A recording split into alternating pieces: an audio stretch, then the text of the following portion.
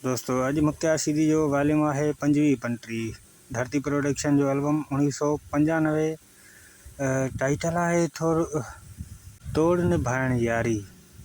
मुख्तार सीधी जो है एतरो खास एल्बम कोन है।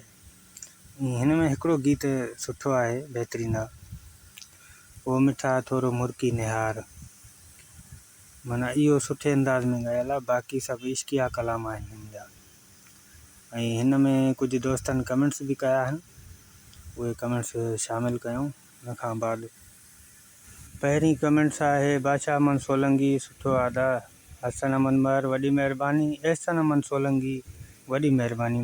टिनी दोस्तन जूं वॾियूं वॾियूं महिरबानियूं। अञा ॿिया दोस्त भी आहिनि। उन में पहिरीं हसन अमन सोलंकी एहसन अमन सोलंकी अदा, गुज़ारिश है धरती जा पूरा कजो। आशिक अमन सोलंकी महबूब अली महमूम मैं बियो दोस्त माशूक अहमद अदा वॾियूं महिरबानियूं।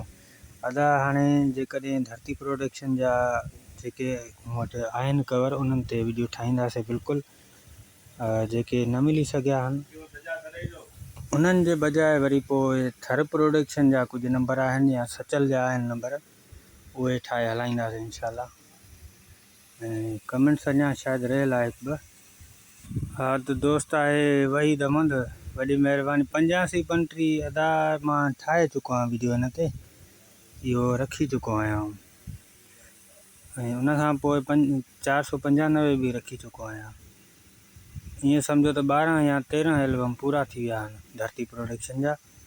अञा कुझु रहनि था ऐं हलूं था हिन एल्बम जी तरफ़। त एल्बम जो पहिरियों गीत जेको आहे, गीत जा बोल आहिनि, हे कलाम आहे हिन जो गुलाम अब्बास जो, रोए थो वणे थो रोए थो वणे थो, अहिड़ी तरह गीत आहे।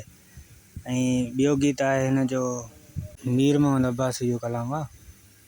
कलाम जा बोल आहिनि, गणतियुनि मिठा तुंहिंजी गणतियुनि मिठा मारे छॾियो आहे। उन खां पोइ ॿियो कलाम आहे, अॼु ख़ल्क़ खिलाई अथई मूं ते। ऐं हिन जो शाइर आहे मुख्तार सीधी लिखियल आहे। पोइ हाणे हिन में पाण शाइर हुयो या वरी कोई अहिड़ो शाइर न हुयो।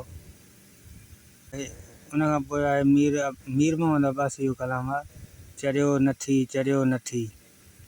उन खां पोइ ॿियो कलाम आहे, हाणे छो थी रोए दिलि हाणे छो थी रोए दिलि। उन खां पोइ आहे अहमद चांडी जो कलाम आहे, रोंदो छॾे वए मूंखे मिठा रोंदो छॾे वए मूंखे मिठा। उन खां पोइ ॿियो कलाम आहे, त मूंखे न ॾे तूं एॾा सूर मूंखे न ॾे तूं एॾा सूर आहियां ॾुखायल। दोस्तों एल्बम कंप्लीट थी चुका है। ऐं काफ़ी दोस्त जेके ॾिसनि पिया वीडियो, उन्हनि खे चवंदुसि त इहो तव्हांखे इहो ई चवंदुसि त कमेंट्स कयो। ऐं तव्हांखे जेकॾहिं कंहिं ॿिए फ़नकार ते शौक़ु आहे त असां हुन जी वीडियो ठाहींदासीं, तव्हां कमेंट्स करे सघो था, ठीकु आहे। ऐं उन खां पोइ जेके दोस्त कलाम सर्चिंग कनि था यूट्यूब ते, काफ़ी अहिड़ा चैनल भी आहिनि जिन्हनि ते गीत पिया आहिनि मुकमल भी पिया आहिनि। ऐं किन्हनि खां कलाम कोन बि लभनि था, उन्हनि खे घुरिजे त अची चैनल ॾिसनि उन ते विज़िट कनि, त उन्हनि खे सॼी ख़बर पइजी वेंदी त मुख्तार सीधी जा कहिड़ा एल्बम, कहिड़ा गाना, कहिड़नि शाइरनि जा सुठा गाना या बेकार शाइरियूं। मुख्तार सीधी तमामु घणी बेकार शाइरी गाई आहे। पंहिंजी नौजवानी में तव्हां हिन जा एल्बम ॾिसो न, माना पोइते 90 खां पोइते वञो हलिया, थर्ड क्लास शाइरी लोंडेबाज़ शाइरी गाई। उन खां पोइ हिन आयो धरती में कुझु चङा एल्बम कई। उन खां पोइ सचल में जेके एल्बम कई, सभ खां सुपर हिट एल्बम जेके सचल में कई न, उहे सभु भला हुया। बहरहाल तव्हांखे जेकॾहिं वीडियो पसंदि आयो हुजे त वीडियो खे लाइक ज़रूरु कंदा ऐं हर हिकु एल्बम जे बारे में अव्हांखे ॿुधाईंदा रहंदासीं, ठीकु आहे दोस्तों।